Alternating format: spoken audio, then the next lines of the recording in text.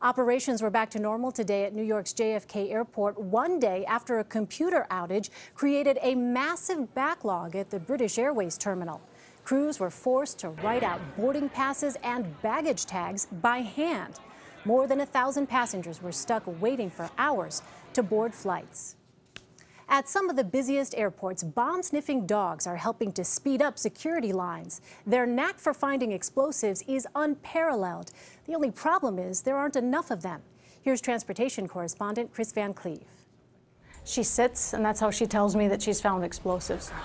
8-year-old black lab Sunny can easily detect the kind of homemade explosives used in the Paris and Brussels terror attacks. Good girl. She knows 19,000 different kinds of explosives. 19,000? 19,000, yeah. ATF Special Agent Sheila Fry is Sunny's handler. When I started in 2002, not too many people knew what a bomb dog was, and then now everybody's got a bomb dog. The use of bomb-sniffing dogs by local, state, and federal law enforcement, as well as private institutions like universities, has steadily increased after the 9/11 attacks. There are currently about 1,000 sniffing around U.S. transportation hubs. The canines are specially selected, trained for nearly a year, and then serve for about 8 years.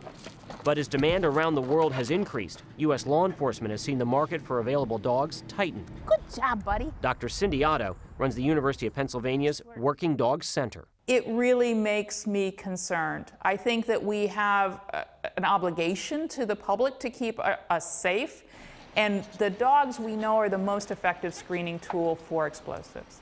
Recently, Dr. Otto warned Congress of the potential for a looming shortage. One of the major reasons for the shortage of quality dogs is that we rely heavily on procurement of dogs from other countries. To us, a national breeding program is a priority. The Transportation Security Administration used to have its own breeding program, but shut it down in 2012 due to high costs. Now the agency says it needs some 60 additional dogs to add to the more than 300 it's currently using. Customs and Border Protection says it needs an additional 325 canine teams. We really need to think about a better way to provide these dogs, because it really is a national security issue that we're all invested in. The TSA says it would like to add hundreds of more detection canines to airports in the coming years. Kris Van Cleave, CBS News, Reagan National Airport, Virginia.